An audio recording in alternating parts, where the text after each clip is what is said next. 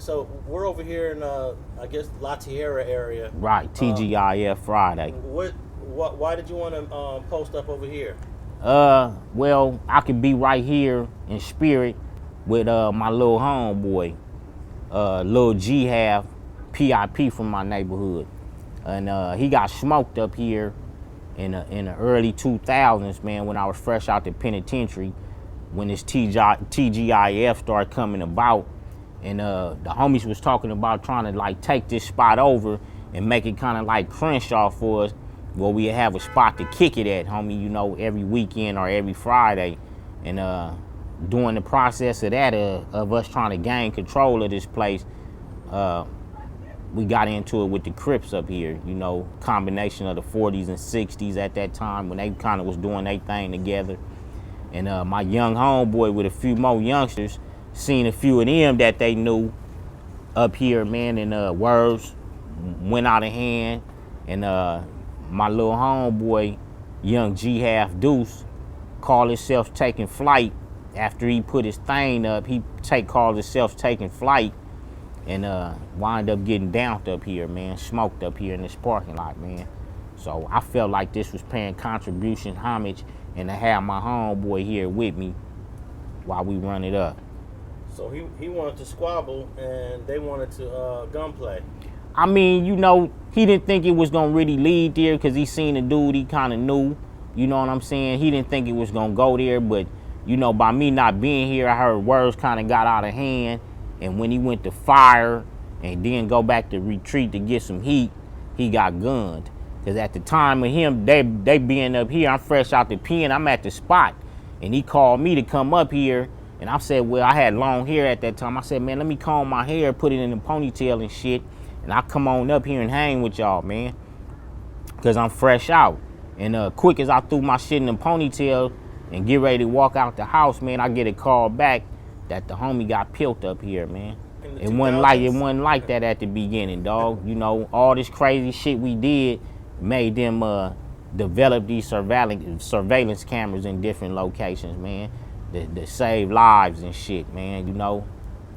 So Lil G-Half, I guess he came up in the hood a few years after you did. Exactly. The homies brought him to me, basically, because back in the days, you know, in dude's absence, whether homies had got smoked out here from different hoods or homies went to jail, we still had love for members, homie. So when a homie had come through and he remind you of a homie that wasn't here no more, or a homie that had a gain of time, or a homegirl that wasn't here no more and had a gain of time, we'll name people after our loved ones, homie. So I remember when the homies grabbed Lil G-Half, I had just got out of camp. And I remember I seen my homeboy Ghost and my homeboy LSD, and they gave me the one finger. They like, hold on, homie, hold on. We got something for you. So I'm like, man, what these niggas got for me fresh out? What these niggas got? So when I hit the hood, the niggas like, we got something for you. Next thing you know, homie, a little midget motherfucker bell up, banged out just like me, walking like me, talking like me and everything. And it was an instantly hit, homie, and I adopted him, homie, and that's how I got the homie and shit. Baby G-Half is the up-and-coming rapper P-Thrizzle. That's Baby G-Half, the Filipino agent, homie, for those that didn't know. You know what I'm saying? You can catch his music up under P-Thrizzle with Northside Navy. And also, not to, you know, exploit his business, but at them times, homie, by him being Baby G-Half, and he lost a big homie as well as I lost a little homie. Back in them times, dudes would get out from jail even before this, the 80s and 90s. A lot of homies would get out the YAs and penitentiaries, and when they lose close road dogs and the homies wasn't here physically when it happened, niggas would get out of jail and try to go get cracking and raise war. And that's how P-Thrizzle wound up getting paralyzed in one leg and getting his leg fucked up by trying to carry out the, you know, his due diligence for Lil G-Half that got killed, homie, you know. Oh, so P-Thrizzle, Baby G-Half, he's disabled right now. Right, partially paralyzed. He could still walk, but it took years of rehabilitation to get him like that because he was in a gang war for the young homeboy, Lil G-Half. Okay, and is there a Tiny? Tiny would be Half Ounce, the rapper that's BIP from the hood.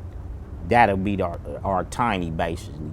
And yeah, he was putting it down for Neighborhood Yeah, Pirus. yeah, hell yeah, he was getting it in, man. Don't he got one of the hardest roll calls ever rapped? Oh yeah, hell yeah, hell yeah, man. Where he shot out dudes from here to the Bay, down to the Southsiders, down the Crips. I think the homie got one of the most impactful roll calls in this hood culture shit, homie.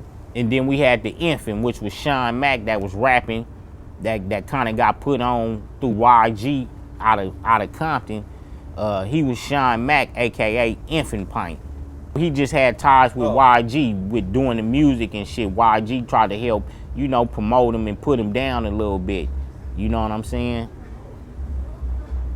So that's the five generations of G-Half right there. Right. And 2 of them are resting. We got Lil G-Half resting, we got Half Ounce resting, and we got Infant resting. Oh, Infant resting Yeah, too? yeah.